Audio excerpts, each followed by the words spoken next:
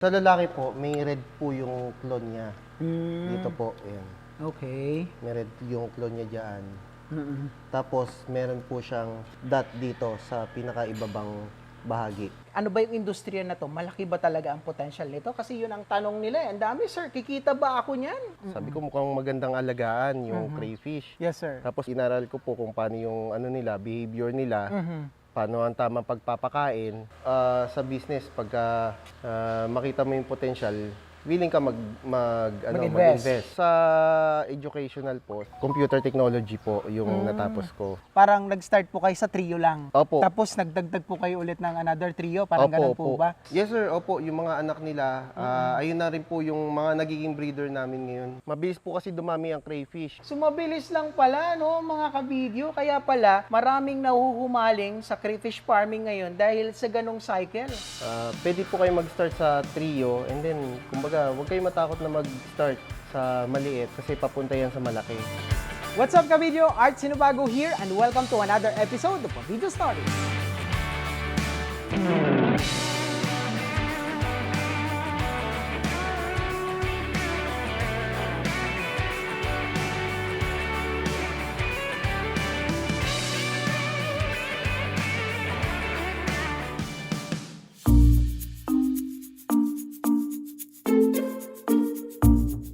What's up mga kabidyo? Kamusta po kayo? For today's video, nandito tayo ngayon sa Red Claw District.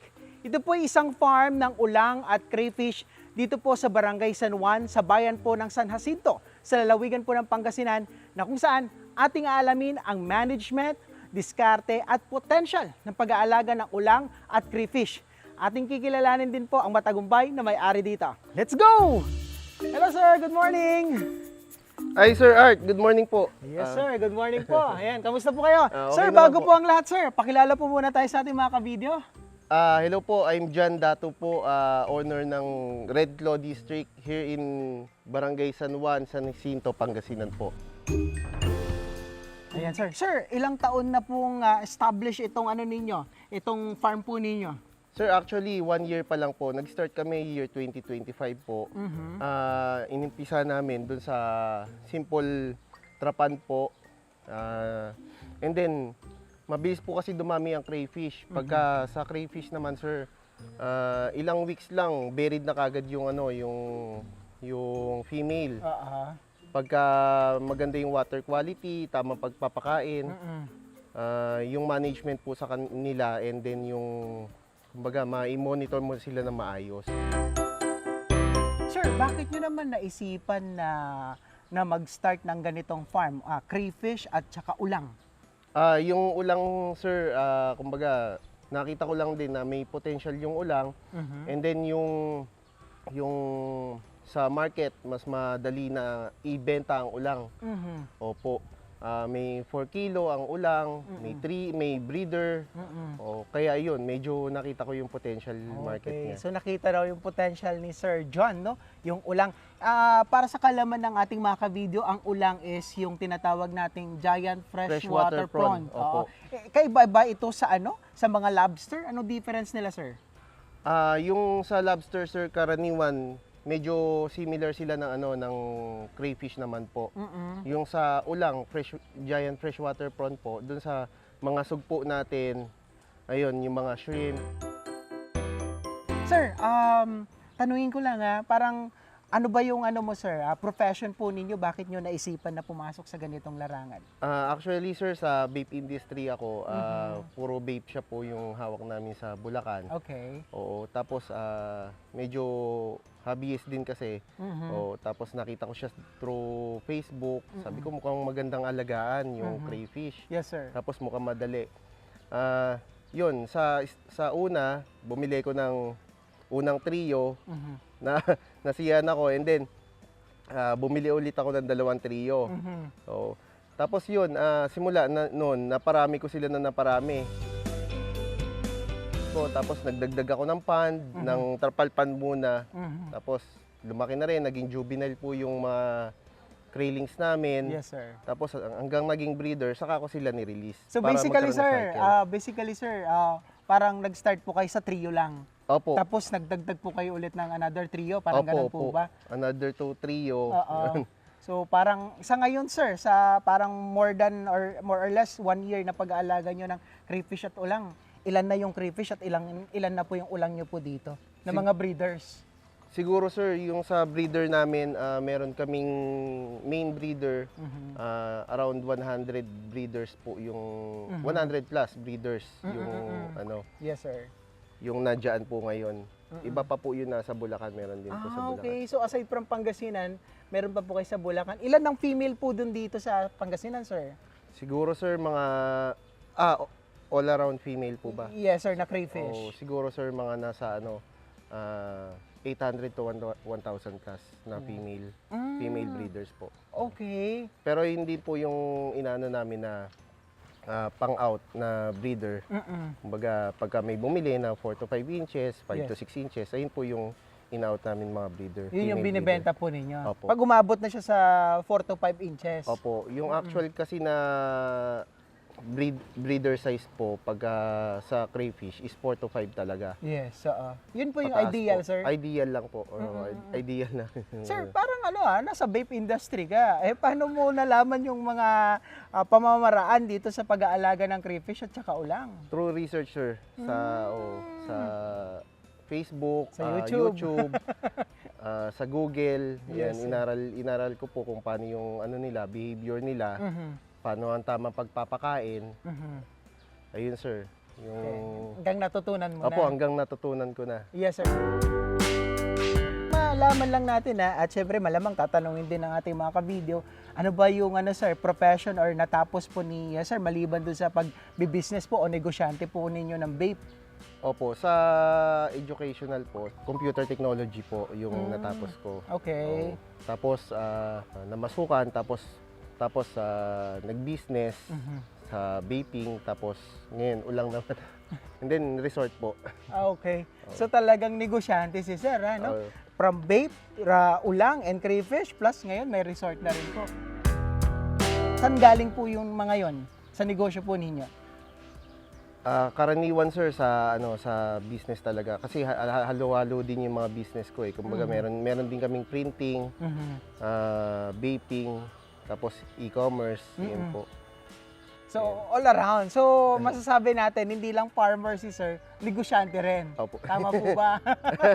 Ilan taon na po ba kayo, sir? 37 sir. Okay, halos edad lang natin si sir. Sir, interesado po ako na makita yung farm po ninyo at yung mga pan po ninyo. Pwede po ba tayong pumasok? Sure sir. Opo, opo. Sige, Opo. let's go guys! So, pasok tayo. So, ayun! Sir, ilan ang pans mo dito? Mga concrete pan, no? Opo, opo. Etong dalawang pan na to is for ulang, sir. For Ulang. opo. Okay. Dito yung namin, yung mga breeder na ulang. Opo. Mga ilan, sir, ang breeder nyo po dito na ulang? Estimate po mga nasa 100 ulang lang po na 100. breeder. Opo. Okay, ilan ang female po natin doon, sir? Sa female po, nasa 80 po. 80. So, Oo. 80 tapos 20 Tapos na 20 na male. male. Oo. Ideal na po yun, no? Yes, sir. Opo. Okay. So, may isang taon na po ba yung mga breeders nyo po dyan, sir? Or buwan pa lang po? Buwan pa lang, sir. Opo. Actually, nauna akong mag-crayfish bago po mag-ulang. Okay. So, mas nauna yung crayfish mo. Opo. Bago ulang. So, bago lang po itong pag-uulang po ninyo. Yes, sir. Mga pa lang to, inaaral pa namin. Siguro mga 4 months pa lang kami nag-uulang. Okay. So, paano ba? Ba't mo naisipan, sir, na mag-ulang? Ano ba yung nakita mo dito na potential market nito sa bansa natin? Ayun, sir. Kasi, syempre, maraming Filipino na favorite ang mga seafoods. Oo.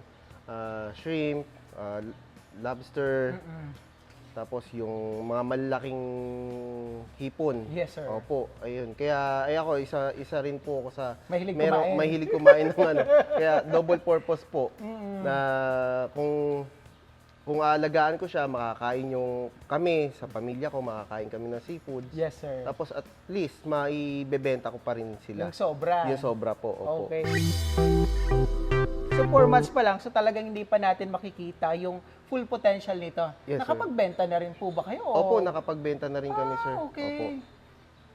Sir, itong tubig na ginagamit ninyo dito, ano to? Tubig alat ba to or mixture or paano? Paano yung composition Dito, nito, sir, fresh water po siya. Galing saan? deep well, sir. Deep well, Opo. okay. Kada everyday po, every morning, pinaparan po namin dyan hanggang maghapon po, hanggang 5 p.m. Opo. yung fresh water. Okay. Opo. Para at least laging malinis po yung tubig namin. So everyday po kayong nagpapalit, tama po ba? Yes, sir. Everyday po. Oh, hindi Fresh po water, magastos deep sa well. kuryente 'yon? Ano, sir, ginawa namin solar.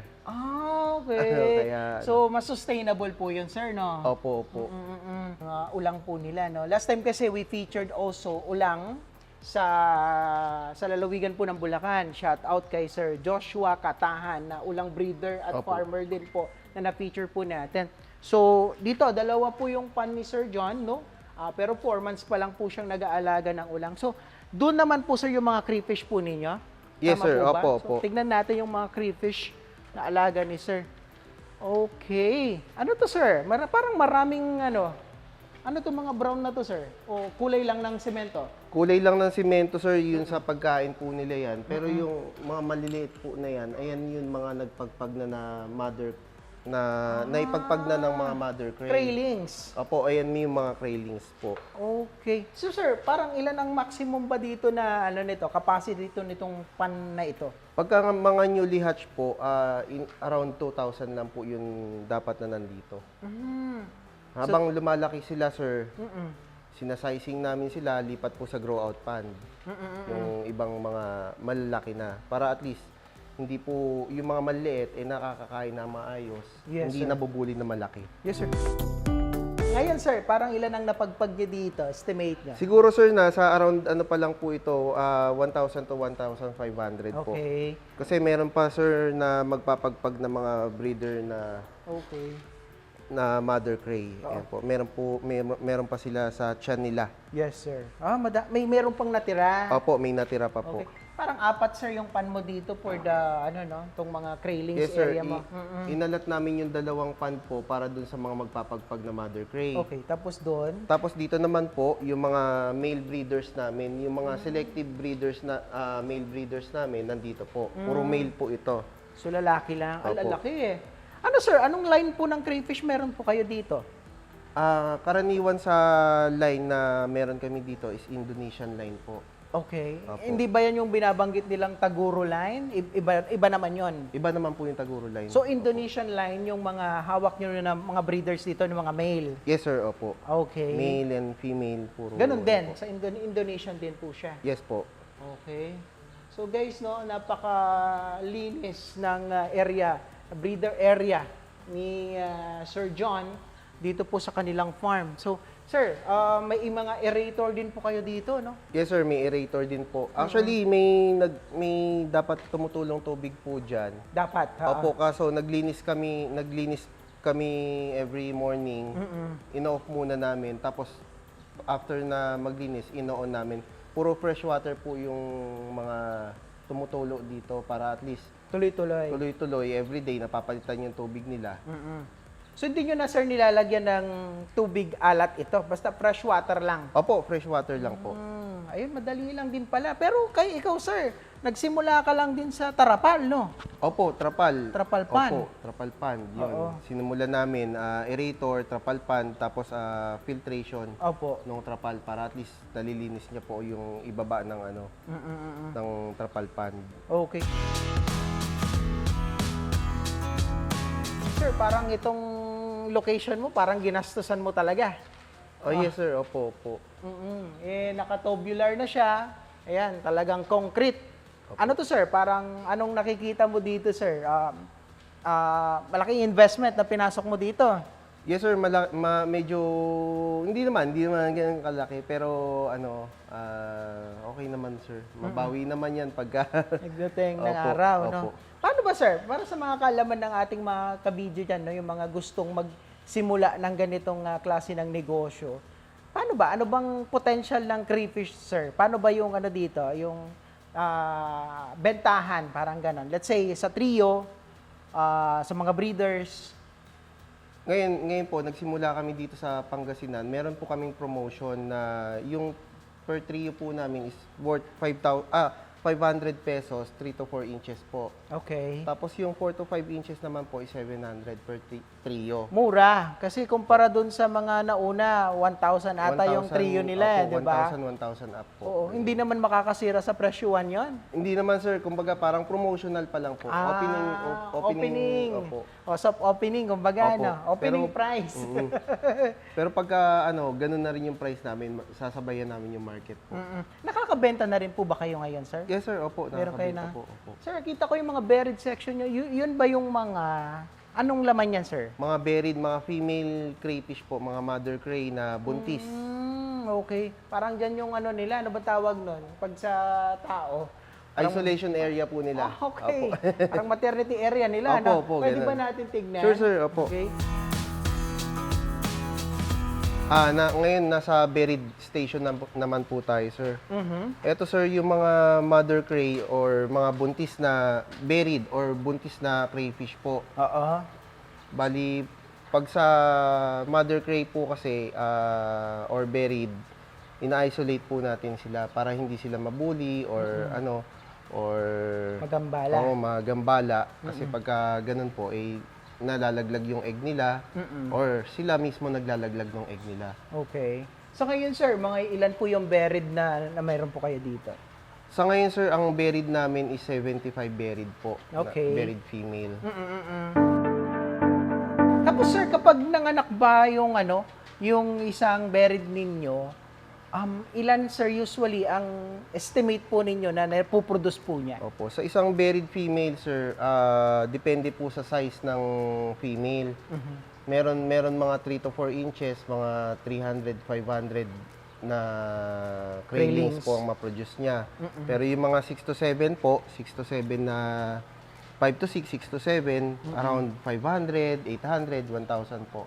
Madami. Palaki ng palaki po. So, kumbaga, sir, yung trio na pinagsimulan mo before, nung nanganak yun, mas napabilis mo na ang pagdami niya. Oh yes sir, opo. Oo. Opo. Tapos Mabilis yung talaga. anak niya, sir, yun na rin ba yung ginamit mo para pag mag-produce ulit ng mga breeders? Yes sir, opo, yung mga anak nila, ayun na rin po yung mga nagiging breeder namin ngayon. Opo, yung mga shooter kumbaga tawagin, yung mga unang lumalaki po sa kraylings, ayun po yung kinikip namin as our own breeder. Okay. Ilang buwan ba bago manganak yung mga crayfish na yan? Karaniwan sir, pagka 45 days po, up, 45 days up. Pero sa ngayon, medyo mainit po yung panahon natin. Mas mabilis silang mag-hatch, yung Okay. mga egg nila, mas mabilis mag-hatch.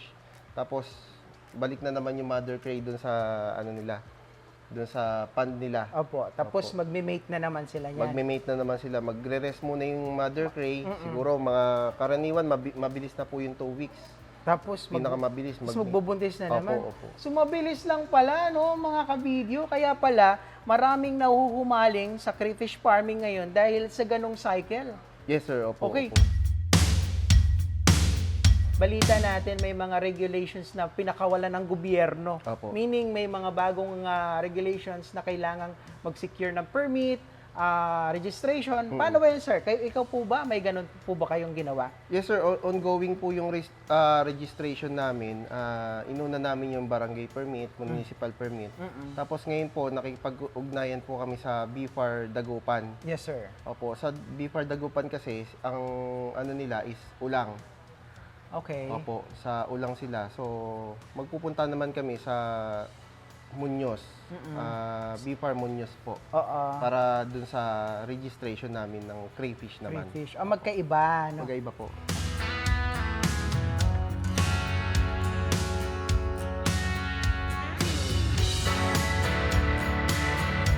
Alright, no? So nalaman natin na ongoing ang registration ni Sir sa kanyang mga crayfish at saka sa kanyang mga ulang, which is, yun naman talaga ang nire-require ngayon ng gobyerno. Opo. Anong masasabi mo dun, Sir? Okay lang Sir. po ba yun? Opo, much better po yun kasi syempre nire-recognize kami ng government na as farmer ng crayfish, kung sakali maka-register po kami sa BFAR. Tsaka syempre may malaking tulong din po 'yun para sa mga nagsisimula or gustong inegosyo ang crayfish. So sa sa estimate mo, ano ba to? Gaano ba kalaki at kalawak itong crayfish at ulang farming nito? Let's say, start tayo sa crayfish. Ano ba yung industriya na to? Malaki ba talaga ang potential nito? Kasi yun ang tanong nila. Ang dami, sir, kikita ba ako niyan? Paano ba? Opo, sir. Sa ngayon kasi, sir,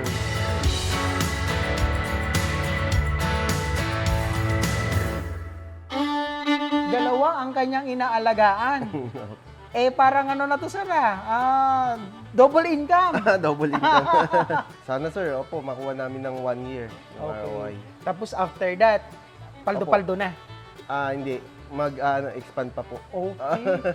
Gusto ko yung mindset ni sir, hindi natatapos sa isang negosyo lang. So imagine guys, no, kung walang market ang crayfish or walang market ang ulang, bakit si sir gustong mag-expand?